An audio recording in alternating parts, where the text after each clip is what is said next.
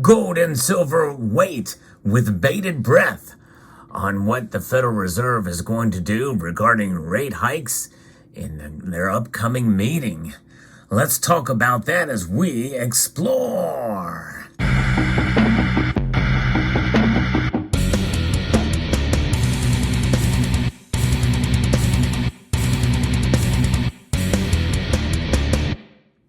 You know, you picture these gold and silver pieces that you see before you here, kind of waiting, sweating in anticipation of what's going to be going on in this meeting.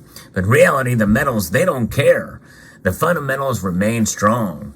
But nonetheless, it is interesting to see what the markets do and what drives the price of gold and silver from day to day or from week to week, and what kind of psychological impact that affects the markets. But that is kind of what this video is about, because, you know, there's a little bit of pressure ahead of what's coming up, according to Kitco News here. We're going to reference that. If you enjoy videos like this where I talk about the markets and the fundamentals of gold and silver, I hope you will consider pressing that thumbs up button down below and subscribing to the channel if you've not done so already. Gold and silver prices, we have seen them break out a little bit, but they were lower earlier in the day.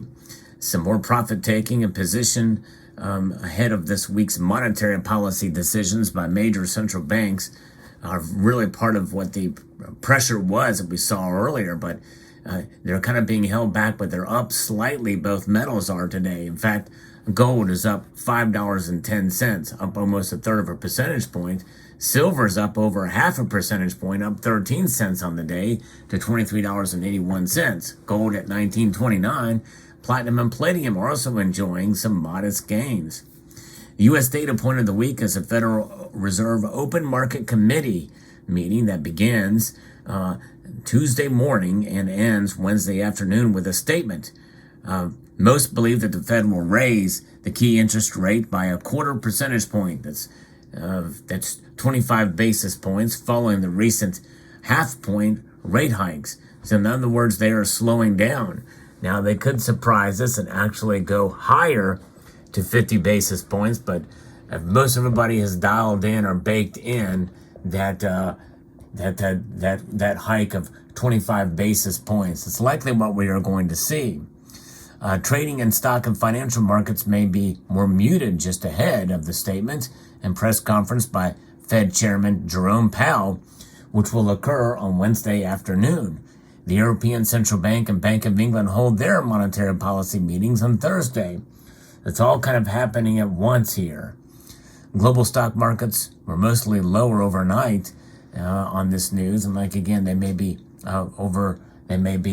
muted as we head into it, so they can digest this information that we get from the Federal Reserve. China got some economic data on Tuesday, which was relatively good news. Official readings on manufacturing and services improved sharply. The services purchasing managers, the PMI rose 54 in January from 39.4 in December.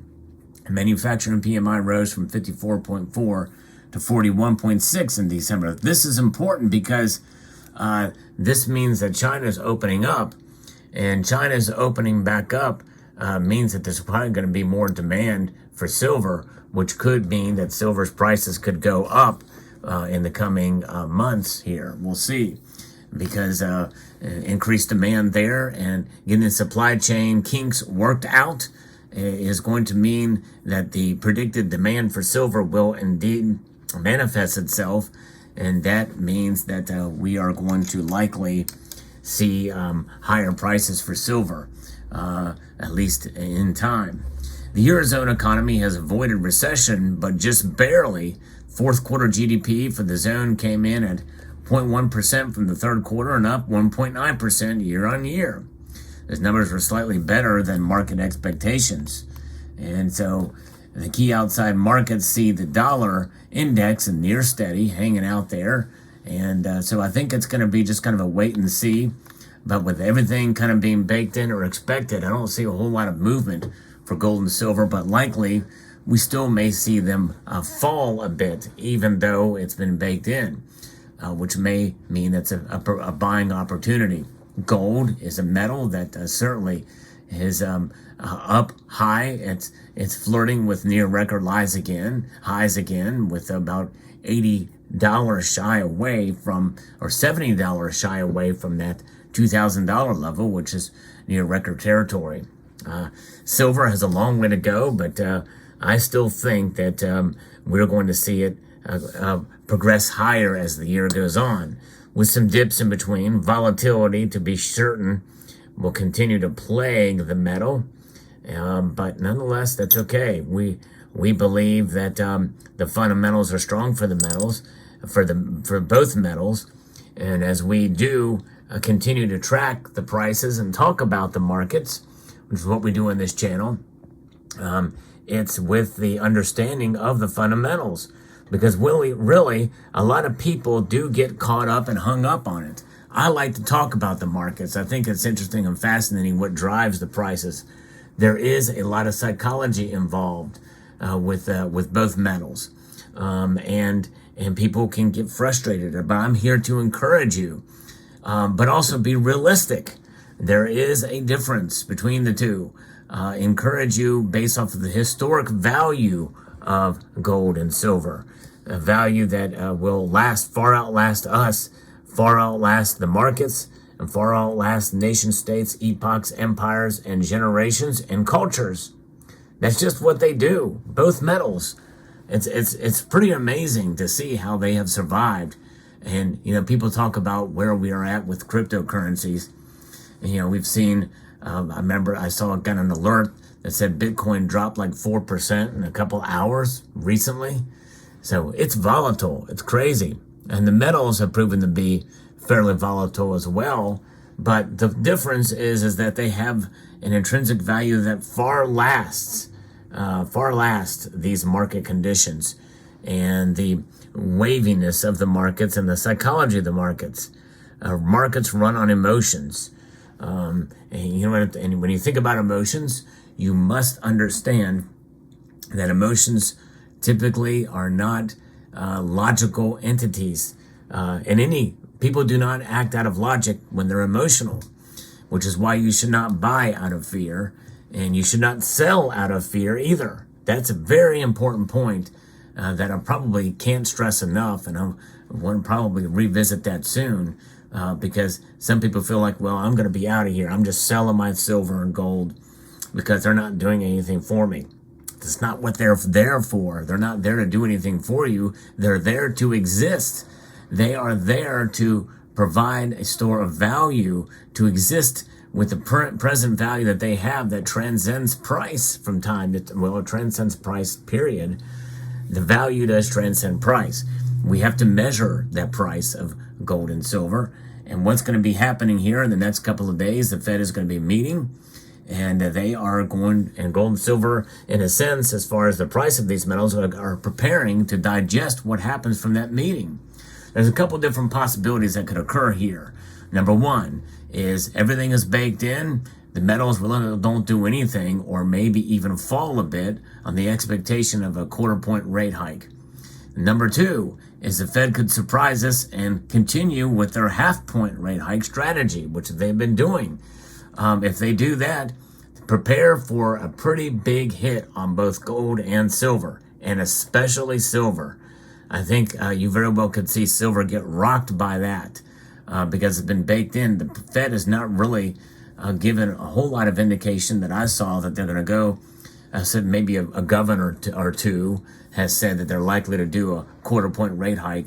But if they do that, then prepare for a pretty big drop. Now, both of those things are reasonable assessments of what could happen from the action of the committee.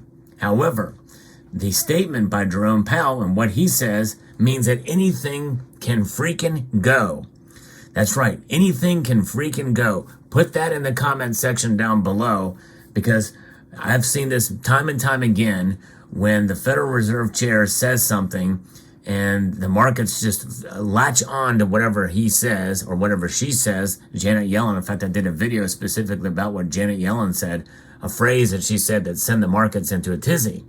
I forget which direction, but nonetheless, that's what happens. So anything can freaking go. Put that in the comment section below. All bets are off depending on what Federal Reserve Chairman Jerome Powell says Wednesday afternoon. Because people, the way they interpret things, he says that it could act in the exact opposite direction of what the interest rate hikes may be. I'll give you a closing example of how that could occur. Let's say the Fed raises rates by 50 basis points. We would think that's an unexpected hawkish move, and that gold and silver would fall fairly dramatically. But then let's say Jerome Powell says that we're seeing indications and signs that we are going to see inflation heat up, or there's other economic indicators that are very, very compelling that we may need to maybe pause. So we're going to go ahead and do this rate hike now, and we may be pausing, or some indication to that, some interpretation of that indication, which could send the metals shooting up from a 50 basis point rate hike. So that's a situation that very well could happen on Wednesday afternoon when that meeting occurs. It'll be very fascinating to see. Either way, my encouragement to you all is to hang on to your gold and silver and look for opportunities to buy and look for opportunities to hold. There's always an opportunity to hang on to your precious metals. I speak from experience, indeed. And so let me know what your thoughts are in the comment section below. And post your thoughts there. And I would like to extend a multitude of gratitude to all of you for taking the time to watch this video, and to encourage you to please rate, share, comment, and subscribe.